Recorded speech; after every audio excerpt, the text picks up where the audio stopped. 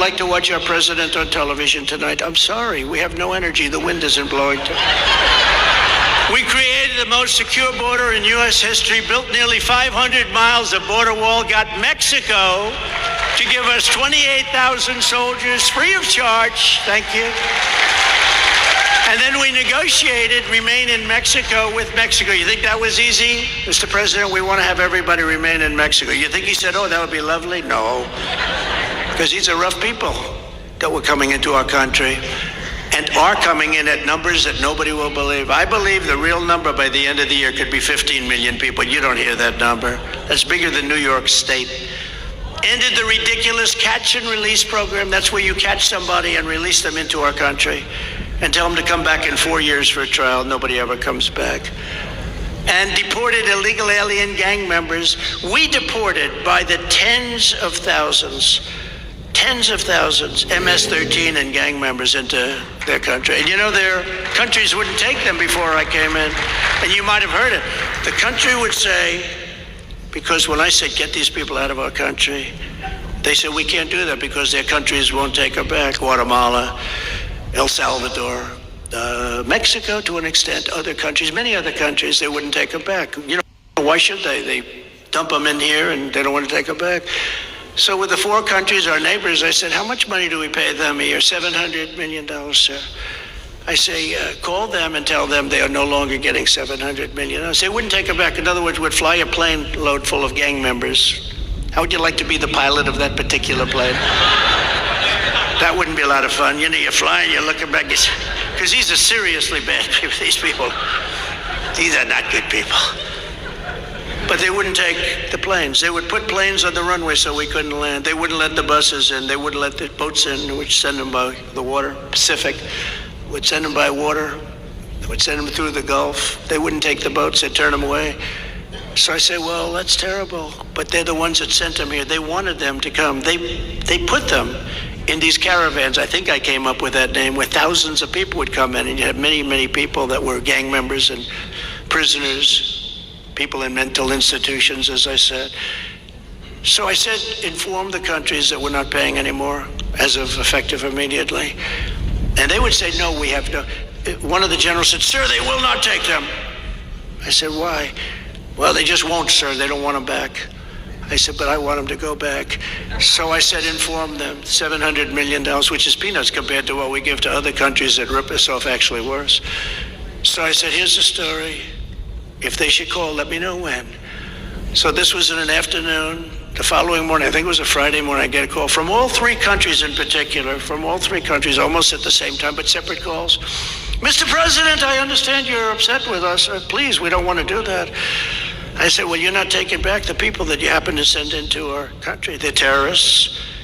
They're bad people. You can handle them better than we can. You have to take them back.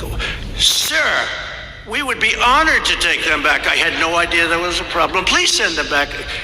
These generals couldn't believe it. All of a sudden, we're sending thousands of people out of our country back to these countries from where they came. This went on for years during the Obama administration, for years, and Bush. But this went on for years during previous administrations. They wouldn't take them back. I wouldn't take them back if I were them either. Look, these are streetwise people. These leaders are tough, and they're smart, and they're mean, and they think we're stupid. You know, they think the United States is this country that's run by really stupid people. They want to be politically correct, but it's not politically correct. They're dumb.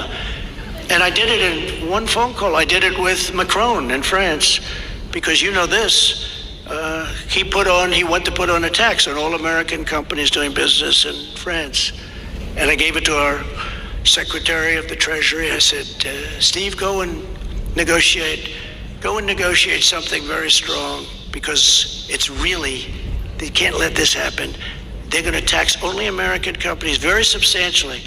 And they came back, and anyway, bottom line, after a couple of weeks, they couldn't make a deal. They come back again. I said, I got 1 more week, and then I'll take care of it. Couldn't make a deal. I call them up. I say, Emmanuel, how are you?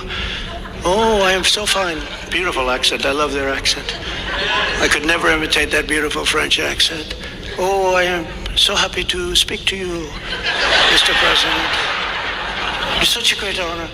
Now, Emmanuel, let me ask you, I hear you're taxing, you want to pass, and it's going along very fast, and pretty soon you're going to be taxing all American countries doing business in France. Is that a correct statement?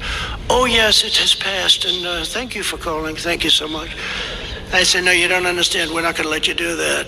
No, it is too late to do anything about it. I said, here's the story, Emmanuel.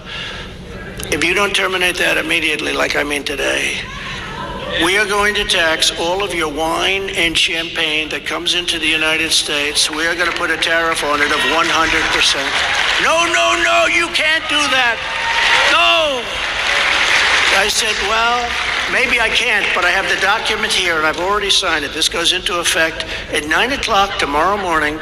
All wine and champagne coming in from France is taxed at 100%. We're putting a tariff on. I said, so you have 15 minutes to let me know what you want to do. No. I will call you back. Calls me back in about 3 minutes. President, we have decided that in order to have a fine relationship with the United States, we will not be putting any tax on American businesses, right? Meaning jobs. A lot of these people I was saving, I don't even like them. They're not even very good people, but I got to do what's right for the country, right? But you can do a lot of that. I did many of those things with a phone call. We appointed nearly 300 federal judges and 3 great Supreme Court justices. Look what's been happening over the